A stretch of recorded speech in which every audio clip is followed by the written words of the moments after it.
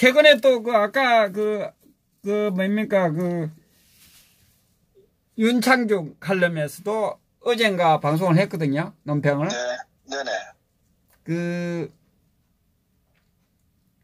당대표 되기 전에 이야기하고, 당대표 되고 나서 완전히 다 바꾸고, 모든 것이 했다는 내용으로 했습니다. 하여튼 참고하시기 바랍니다. 예.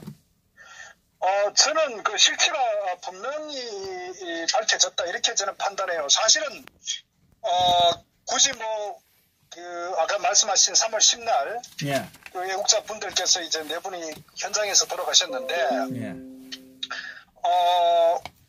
결국은 이제 그 부분이 당연히 보고를 받았겠죠. 상식적으로 생각하면 국민들이 그 현장에 특히 어떤 이 대한민국의 오늘 이 민주주의 국가에서 예.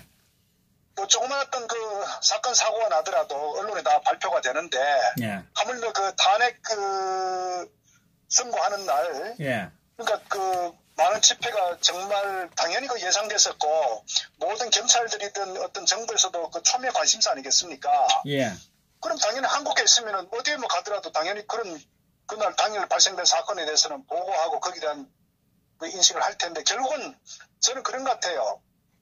결국은 이제 이 황교안 씨가 우리가 탄핵 시점에 보인 행태, 예. 그 사람의 어떤 여러 가지 어떤 행보를 봤을 때 굉장히 우리가 좀 자의적으로 혹시나 하는 여러 가지 기대 판단을 많이 했었다고요. 왜냐하면 탄핵이 상당히 그렇게 심각한 상태 돌아간 상태에서, 예. 소위 보수파에서 그럼 황교안 씨가 어떤 입장을 뭔가 갖고 있어야 되는데 왜 그렇게 침묵을 지키느냐 했을 때 그때 두 가지였다고요. 하나는 황교안 씨가 차기 대선에 나와가지고 우리가 미리 비판하는 것보다도 어느 정도 좀 상당히 황교안 전 총리를 배려하는 마음이 많아 있었어요. 또 한편으로는 또 그 당시에 이제 이 한반도에 굉장히 긴장이 고조된 상태에서 미국의 어떤 북한에 대한 여러 가지 어떤 군사적인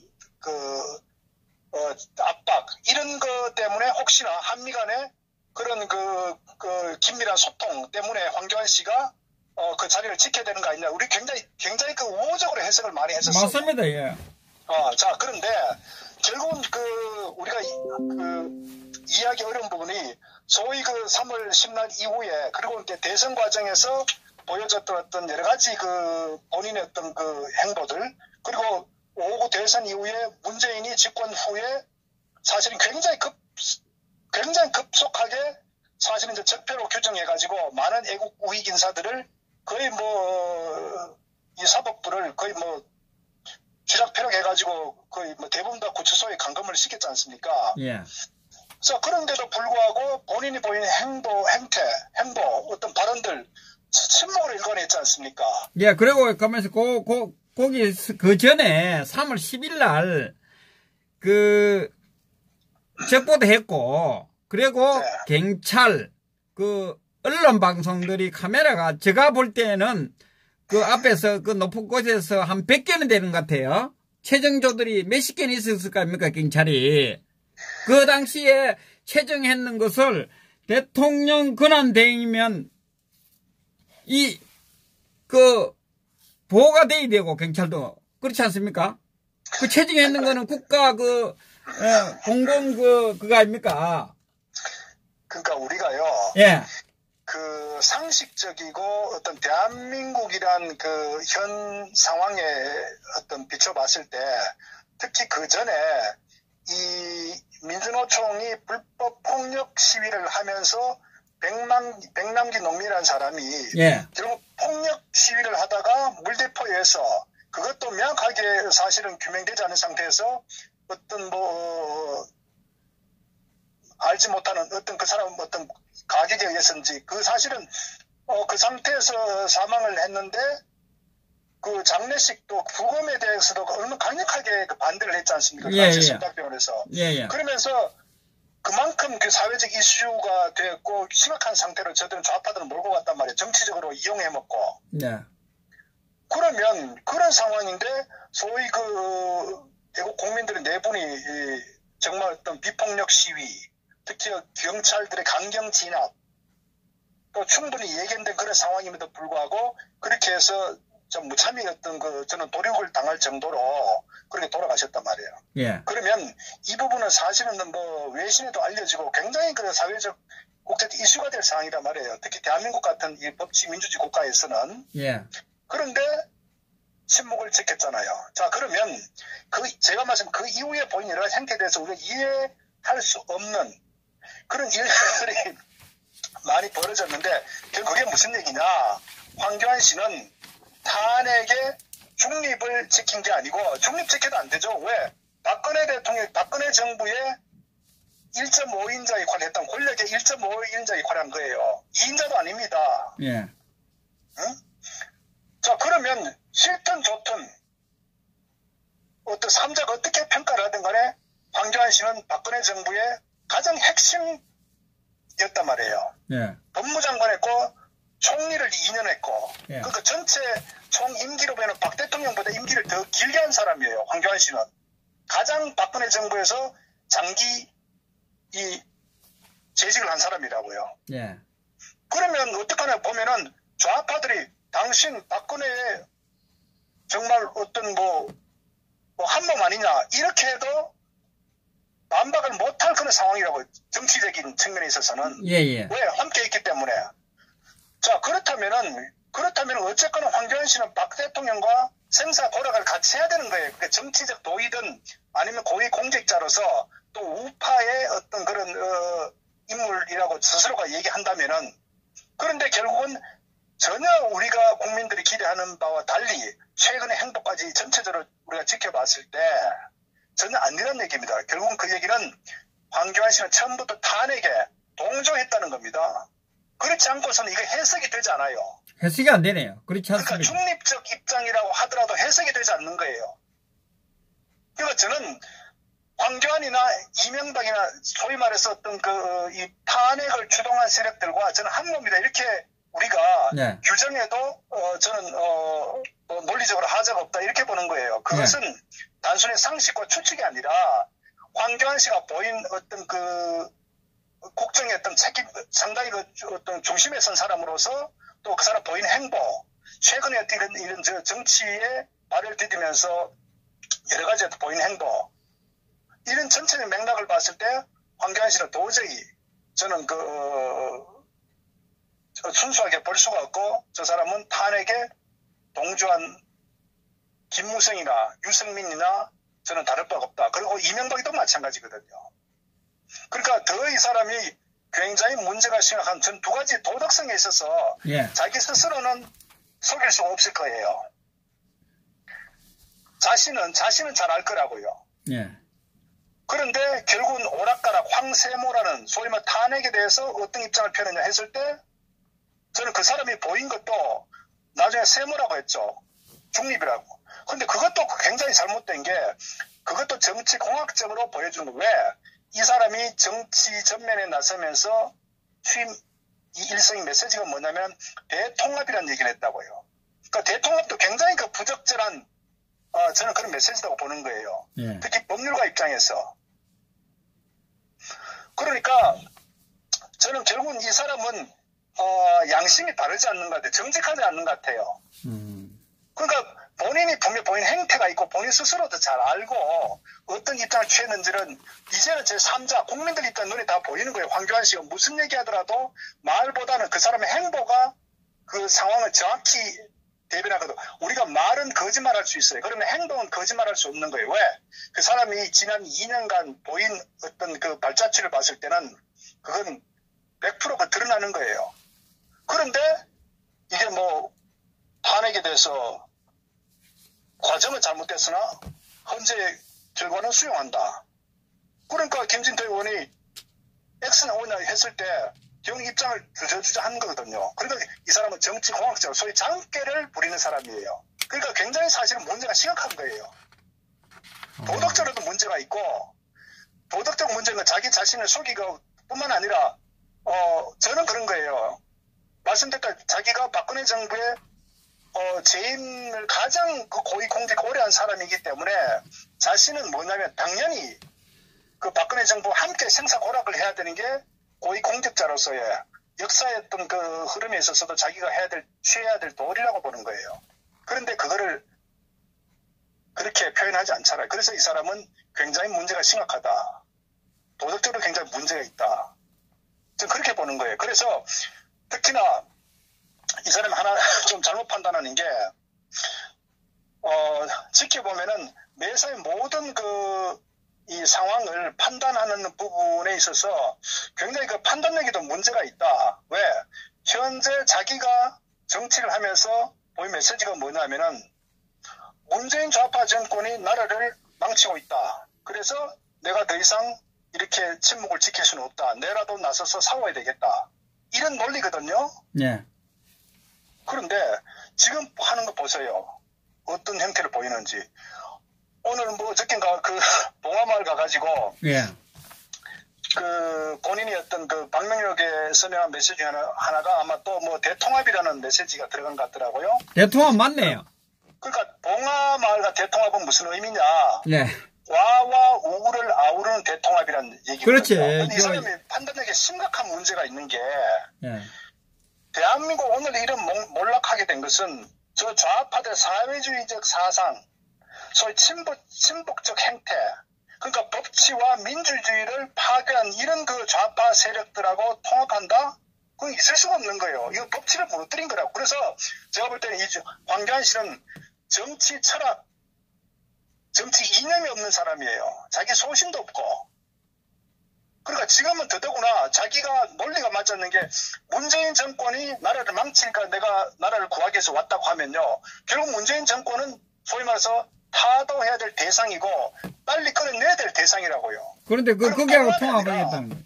그럼 통합이 아니라 이 문제에 대해서는 명쾌한 우파 가치, 우파 정신을 빨리 복원해서 법치를 바로 세우고 민주주의를 바로 세워가지고 대한민국의 자유통일로 가야 되는 기틀을 잡아야 되는, 저는 이런 논리로 가야 되는데, 예. 결국은 겉으로는 말로는 그런 명분을 내세우고 또 보면은 오락가락하고 또 한편에 탄핵 주동 세력들과 함께하고, 그것 또한 정치공학적 접근이에요. 왜?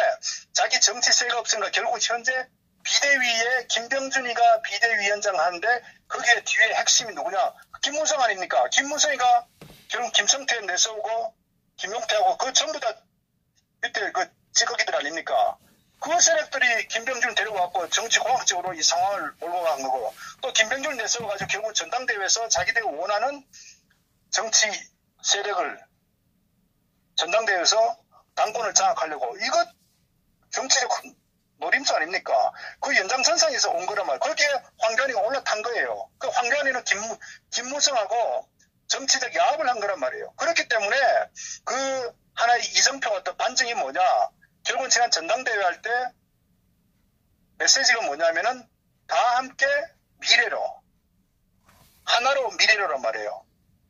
그러니까 하나로 미래로 한 거는 결국은 그 전에 갔을 때 김무성이가 얘기했던 반문연대, 그 반문연대 프레임과 하나로 미래로라는 김병준 비대위 체제에 있을 때 이 전당대회 준비할 때하고 같은 맥락이란 말이에요. 그리고 황교안이가 내세우는 메시지가 대통합, 이 세 가지가 같은 맥을 같이 하는 거예요. 그것은 결국 뭐냐? 하나로 미래를 한 거는 탄핵 주동 세력들이 자기들 나라를 망친 주 원인들인데, 그 부분을 피해가기 위해서 명분을 하나로 통합하자. 그리고 탄핵은 과거다, 묻지 마라, 미래로 가자. 그리고 우리의 주적은 문재인이다.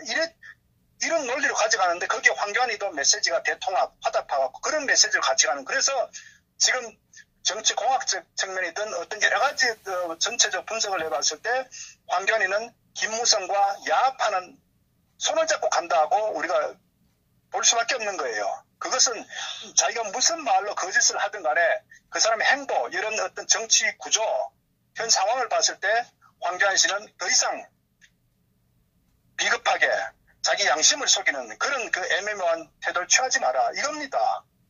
그러니까 황교안 씨에 대해서는 결국은 이 사람이 굉장히 문제가 있는 게 그 법률가란 말이에요. 예. 그 법률가는 머릿속에 뭐냐면은 기본적으로 가해자와 피해자, 이 개념을 가지고 접근해야 되는 거예요. 잘못한 그 어떤 그 어떤 범법 행위에 대해서는 처벌과 단죄를 해야 되는 게 상식 아니겠습니까? 예. 그러면 분명히 지난번 또 자기 논리에 또 모순이 있는 게 보니까 태블릿 PC가 조작됐다고 본인이 어느 정도 또 언급을 했습니다. 그래서 좌파 언론에서 굉장히 또 난리 피웠죠. 중앙일보에서도 굉장히 이슈화 시키고. 예. 그러면 그리고 탄핵 절차상도 잘못됐다 그랬죠. 그럼 잘못됐단 말이에요. 그런데 그 위에 보이는 행보들 지금 하는 거 보면은 전혀 아니다 말이에요. 그러니까 저는 알면 그거를 법률가라면 바로 잡으려고 해야 되는 것까지. 그러면 어떻게 보면 최소한 자기가 당 대표 경선 때 보인 어떤 그 언행들, 자기 어떤 그 메시지 부분에 일관성이 있어야 되기 때문에 당 대표가 되면 첫 번째 될 게 뭐냐? 그러면 이 드루킹 사건 관련해서 특검을 빨리 발의해야 되는 거예요. 김경수 특검을 빨리 문재인, 김정숙이 특검을 빨리 발의해야 되는 게 첫 번째라고요. 왜 네. 본인이 문재인 정권이 나라를 망국으로 끌고 가기 때문에 빨리 끌어내야 되거든. 끌어내리는데 법률가로서 법치적 관점에서 봤을 때 특검을 추진해야 되는 거예요. 김경수는 이미 뭐 사법부 관제를 받았기 때문에 그 근거가 이미 다 있기 때문에. 그런데 지금 뭐 합니까? 3일 경축사태 문제가 가가지고 이해찬이고 뭐 합니까 서로? 적인지 아군인지. 그리고 또 하나는 3월 달부터 국회를 가동한다고 하는데 그러면 안 되는 거예요. 지금 논리가 안 맞는 거예요. 그러니까 이 황교안 씨의 전체 행보를 보면 이 사람이 오락가락 도대체가 그 정신이 혼미한 사람이라 보는 거예요. 정치에 대한 자기 철학과 개념이 전혀 정립이 안 돼 있어요.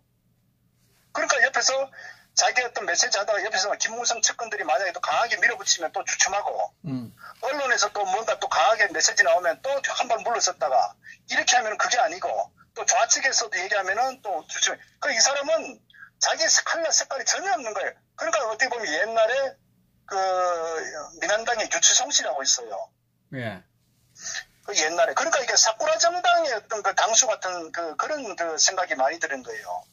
그래서 지금은 대한민국 큰 틀에서 보면은 이 김정은의 이런 그 정치적 노림수에서 지금 모든 게 지금 거의 뭐 자유대한민국이 김정은의 어떤 입에다가 지금 그 완전 상납되는 이런 상황에 중차대하게 정말 절체절명의 국가 위기 상황이거든요.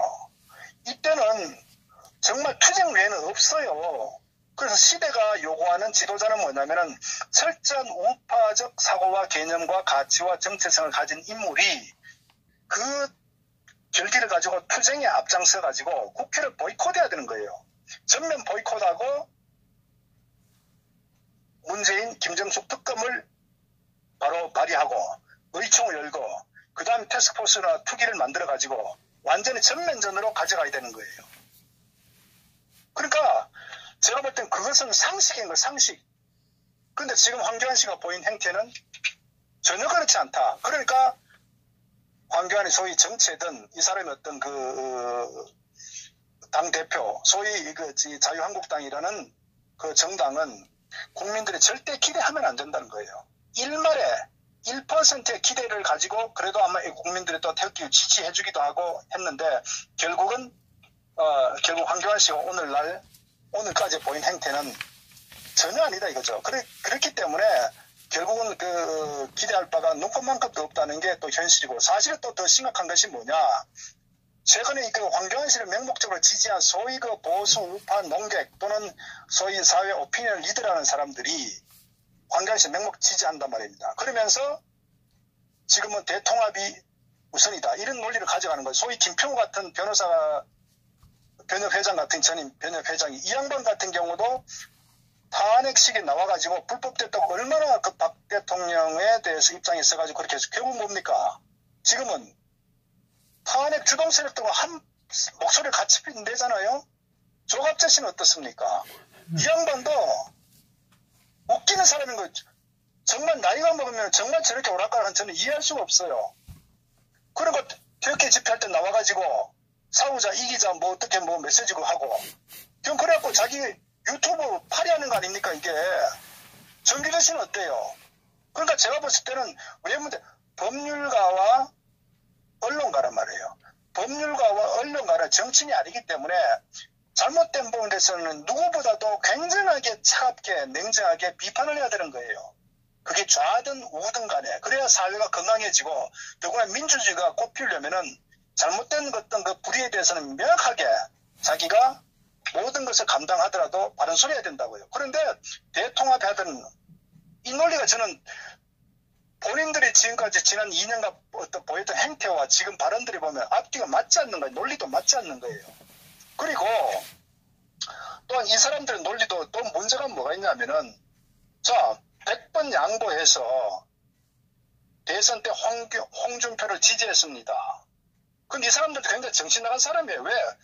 분명히 탄핵 시점에 와서 탄핵이 잘못됐다고 김무성, 유승민은 우리가 그 당시에 얼마나 많은 비판을 했습니까? 국민들께서 화형식도 하고. 그런데 결국은 홍준표가 대선에 돌면서 복당을 시켰지 않습니까? 그럼 그 비판해야죠. 막말 그런 상황 같으면은 그때 탈당하든지 지지 처리를 해야 되는 거예요. 아무리 문재인이가 당선되면은 이 나라가 위험해진다. 이런 논리 같으면은 그러니까 일관성이 있어야 되는데 제가 볼 때는 어쨌거나 그 당시에 그 홍준표가 될 가능성도 0%인데 불구하고 이런 그 지지했다는 거는 굉장히 정치적, 정무적 판단도 제로다. 정길세 씨도 정무적 판단도 제로고 조합조도 제로고 김평우도 제로입니다. 저 사람들 정신이 없어요, 솔직히. 안 되는 거 뻔히 100% 뭐 안 되는 거 기정사실인데 왜 지지했냐 이거지. 차라리 언론가로서 법률가로서 법치적 관점에서 오히려 비판을 해야 되거든. 그 다음 후위를 도모해야 된다고요. 그 다음에 6.13 지방선거 때도 정길세 씨나 조갑재 씨는 뭡니까? 자한당 지지했지 않습니까? 그 결과는 뭐예요? 그러니까 이 사람들은 정무적 판단 자체도 깡통인 깡통. 저런 사람들 무슨 언론과 논평을 한다는 겁니까? 왜? 정신이 썩었기 때문에. 권력의 아첨에서 자신들의 이익을 도모하고자 하는 이런 아주 정말 어떤 사욕을 갖고 있기 때문에 오락가락 하는 거예요. 항상 권력에 항상 빌붙어서 사는 인간들이라고, 이 사람들은. 그래서 나라가 지금 이렇게 망가지고 있는 거예요. 황교안이가 이거죠. 다음에 차겠다는 사람은 또 그것도 달라붙는다고요. 그러니까 현재 이런 이 정치권 또 정치권에 빌붙어 가지고 자신들의 어떤 권력을 또 사익을 추구하고자 하는 이런 이 기생충들이 있으니까 나라가 이게 굉장히 위태롭단 말이에요. 맞습니다. 그러니까 저는 어쨌거나 그 애국 국민들은 이렇게 하면요 계속 이용당합니다. 좀 늦게 가더라도 우리가 민주주의란 게 뭡니까? 법치가 뭡니까? 잘못된 것은 바로 잡아야 되는 거예요. 법치가 바로 서고. 법치가 명확하게 바로 서야 민주주의가 또 바로 정립된다고요. 그런데 지금 보면요.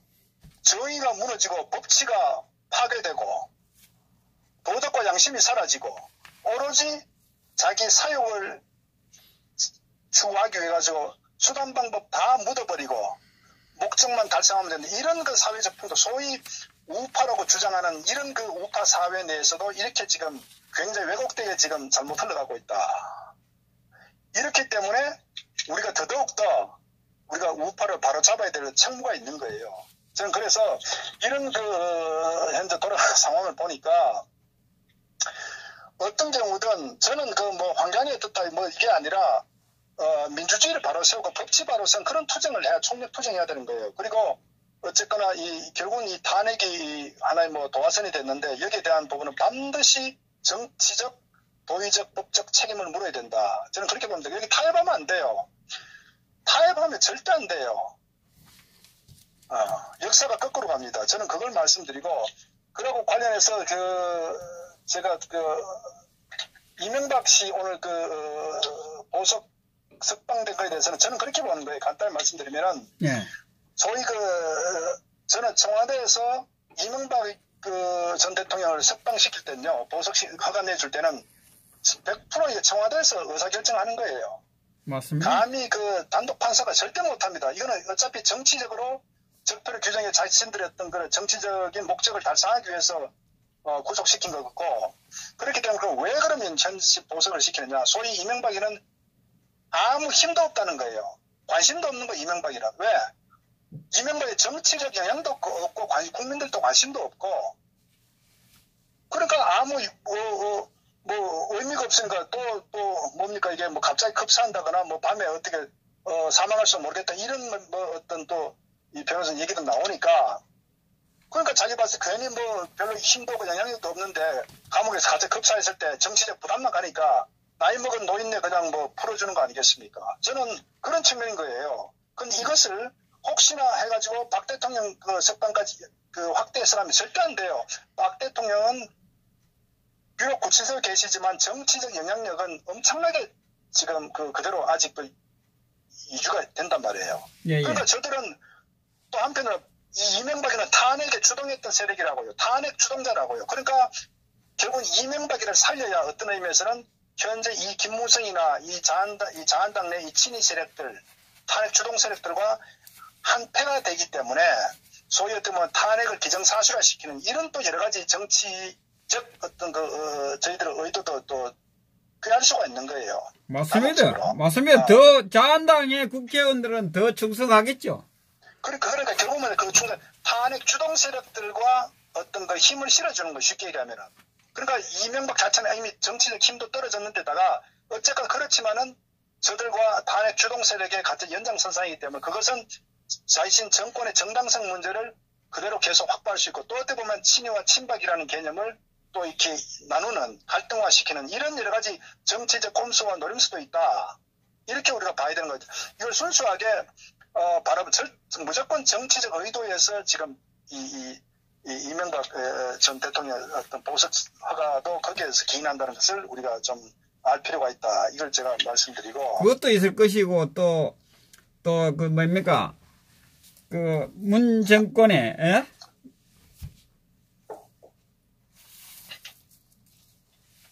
누수, 이런 부분.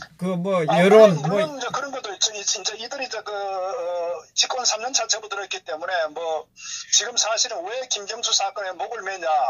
소위 성창경 판사입니까? 예. 성창호. 거기에 대해서, 갑자기 이런. 성창호. 성창호 판사에 대해서는 왜냐면은, 거기에 어떤 판결문에 보면은, 몸통이 문재인이라고 거의 누구든지 추론할 수 있을 정도로 그렇게 네. 적시가 되어 있지 않습니까? 결국은 그것은 뭐냐, 정권 자체 기반이 흔들어져 버리거든요. 굉장히 심각하다고요, 저거는. 그러니까 저들은 목숨 걸고 사활을 걸고 막아야 되는 거예요. 그러니까 결국 이제,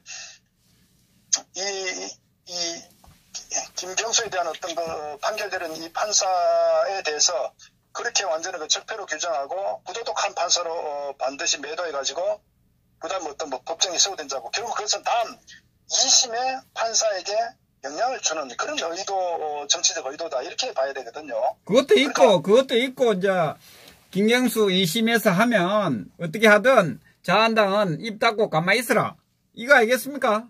그러니까 이제 지금 모든 부분이 뭐냐면 큰 틀은 두 가지죠. 이들의 정치 집권의 정당성 확보를 무조건 하는데 그것은 탄핵과 너무나 이 양날의 칼인 거예요. 결국은 탄핵이 정당화되면 정권이 정당화되고 탄핵이 부정하게 되면 정권이 이 잘못된 그러니까 이거는 양립할 수가 없는 구도란 말이에요. 그런 관점에서 지난번 이명박이든 이 모든 어떤 당내 친위 세력들 이런 연장선 정치적 어떤 배경에서 우리가 바라봐야 된다. 이걸 제가 말씀드리고 저는 기본적으로 이명박 전 대통령 같은 경우도 어떤 역사에 씻을 수 없는 두 가지 죄를 지었어요. 네. 하나는 이명박 씨가 집권할 때 2007년도에 집권할 때 사실은 김대중 노무현 10년간 정권할 때 좌익 세력들이 안기부, 국정원, 기무사, 곳곳에 언론 이미 다 뿌리를 내린 상태였단 말이에요. 예. 그렇기 때문에 촛불 이 광란이 소위 그 당 쇠고기 이 촛불 광란이 펼쳐질 때도 언론이 가세하고 MBC 같은 경우도 굉장히 자극적으로 하고 PD 수첩을 했지 않습니까? 예. 그만큼 언론은 좌익의 그 당시에 상당히 장악된 상태란 말이에요. 그게. 그리고 모든 정보들이 국정원의 정보들이 사실 박지원한테도 많이 넘어갔겠죠. 그러면 이명박 씨가 해야 될 건 뭐냐면 첫 번째 집권하면은 그 좌파 10년간 뿌리 내렸던 세력들을 전부 뽑아내야 된다고요. 뽑아가지고 우파가 뭔가 새로운 어떤 정치적 도약할 수 있는 그런 환경을 만들어줘야 되는데 이명박 씨 전혀 손은 안 댔다고요. 오로지 경제 문제. 그 결과 결국은 지금 정겨주던 이 언론 노조가 완전 장악된 상태이기 때문에 결국은 지난 그 2016년 10월에 어떤 언론의 어떤 그 선동 이런 상황이 벌어진 거거든요. 그러니까 이명박 씨는 보수의 몰락을 가져온 자기 대통령 권한으로서 대통령이었던 그 직위에 있으면서 이런 문제를 저는 방치했기 때문에 저는 우파 괴멸에 굉장히 중요한 어떤 그 심각한 죄를 지었다. 그 첫 번째. 두 번째로는 탄핵 그 과정 시점에 또 촛불이 광란을 일으킬 때 결국 이명박이가 인터뷰에서 뭐라고 했습니까? 촛불도 국민인데 국민의 뜻을 받들어야 된다. 결국 탄핵이 이루어진다. 이 말을 했거든요. 그러니까 이 사람은 굉장히 문제가 뭐냐. 한 나라의 국가 대통령을 지냈다면요. 대한민국 위기 상황, 한반도였던 여러 가지 상황, 이 상황을 보고 서서 이 정치적 정적으로서 어떤 정치적 정적의 어떤 사사로운 감정이 있다고 하더라도 그보다 더 큰 대의가 뭐냐, 국가란 말이에요. 탄핵이 이루어지면은 국가가 위태로워진다는 이런 인식을 해야 되는데 결국은 박 대통령 사사로운 감정 이걸 가지고 결국은 특히 또 이 친이나 이 애들 내세워가지고 이혼 집정도 잡고자 이런 정치적 어떤 영향을 하고자 하는 이런 국가와 국민보다는 자신의 정치적 사욕, 정적에 대한 어떤 그런 저는 보복 이런 차원에서 결국은 이명박 씨가 이렇게 일을 저지른 거예요. 그래서 이 사람은 역사에 반드시 두 가지 큰 어떤 죄를 저는 받고 기록돼야 된다. 이런 부분이고 제가 어쨌거나 이제 마지막으로 하나 말씀드릴 건 뭐냐면은 저는 그걸 우리 국민들이 알아야 됩니다. 지금은요. 대통령이 우파 정권으로 바뀐다고 해도 나라 달라지지 않습니다. 우리 그걸 국민들이 알아야 돼요. 보십시오. 지난 이명박 정권 때, 박근혜 정권 때 우파 정권이 더 섰음에도 불구하고 보수가 처참하게 몰락했잖아요. 그러면 지금은요.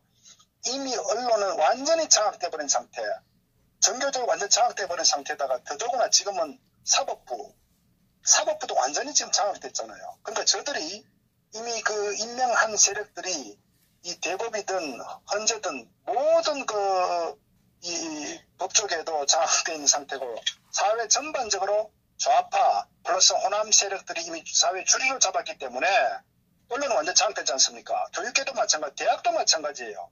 그렇기 때문에 대통령이 설사 막말로 황교안이 대통령 된다고 하더라도 저는 절대적으로 대한민국이 일어설 수가 없어요. 소위 말해서 저는 기본적으로 대한민국 바로잡으려면요. 박정희 대통령 5.16 구구 혁명 같은 군사적 혁명을 가지고 계엄령을 선포하고 완전 뿌리 뽑지 않으면 대한민국은 절대 쉽지 않다.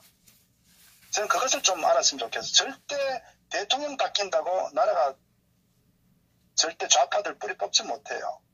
그리고 민주노총 저거 정리하지는 안 됩니다. 그만큼 대한민국이 정말 그 혁명의 결단을 가진 지도자가 대한민국을 구할 수 있지. 정상적인 어떤 그런 안이한 생각, 뭐 오세훈 같은 저런 정말 정신 나간 생각들, 황교안 같은 이런 정말 물에 물 탄 듯이 자기 정체성이 없는 이런 갖고는요, 정권 잡아도 절대 안 돼요. 좌파들의 또다시 밥이 됩니다. 갖고 놀아버려요. 그것은 우리가 좀 그래서 정권 교체가 중요한 게 아니라 어떤 인물로 정권 교체가 돼야 돼. 좌파들을 뿌리 뽑고 대한민국을 다시 회생시키려고 하는 그런 측면에서 국민들이 좀 접근해야 된다. 그리고 이 유튜브든 어쩌나 논평하든 누구든 간에 정말 정신 좀 차리고 이 현 대한민국의 현 주소를 좀 정확히 직시했으면 좋겠다. 그걸 좀 말씀드립니다. 예, 감사합니다. 네, 감사합니다. 수고하셨습니다.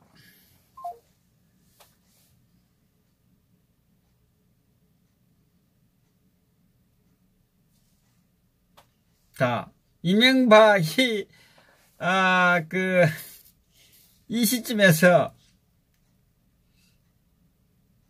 내보내는 것은 뭔가가 있지 않겠습니까? 그죠? 뭔가가, 딜이 있다. 저는 이렇게 보겠습니다.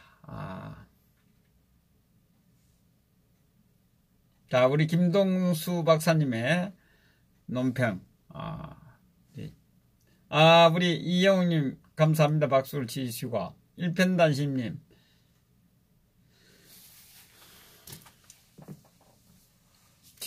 이 댓글창에 자한당하고 이야기하지 마. 근데 이야기해야 됩니다. 확실하게 짚고 넘어가야 됩니다, 우리가. 조금이라도, 미련이 남아있으면 안 되기 때문에 제가 말하고 싶지 않습니다, 솔직하게. 자한당에 대해서 진짜 지어짜도 말하고 싶지 않습니다.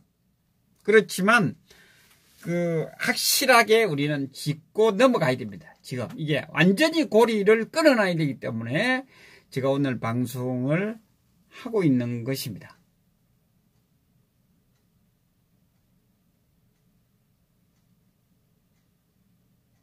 그리고 이명박 전 대통령은 이명박 정권 때 좌파들을 어느 정도 정리를 해야 되는데 그것이 역사에 제일이 될 것입니다. 그것을 하지 못한 것에 대해서. 그것을 하지 못했기 때문에 이러한 이 대한민국의 난국이 되었습니다. 그때 촛불 때 정리를 어느 정도만 했어도 이렇게 되지 않았습니다.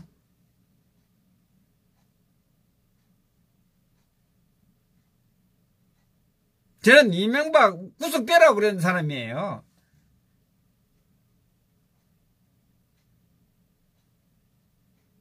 전직 대통령인데 또 그런데 행보를 보면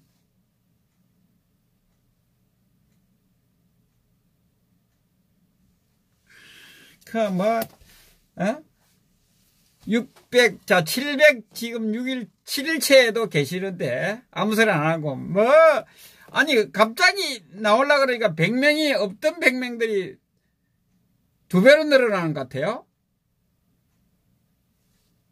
참 지도청이라는 사람들이 정말 정신을 차려야 되는데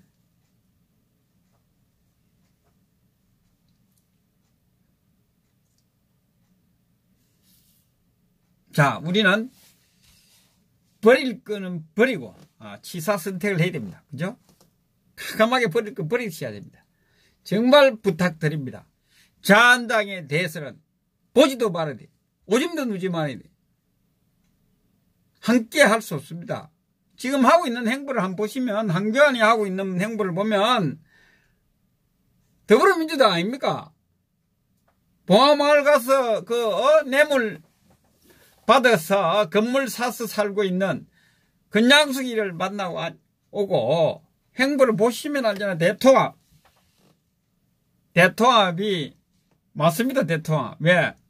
자기들이 자한당이 보수라고 생각하고 더불어민주당 저는 좌파 우파 좌파가 대통합 맞지 않습니까? 좌와 우가 함께하면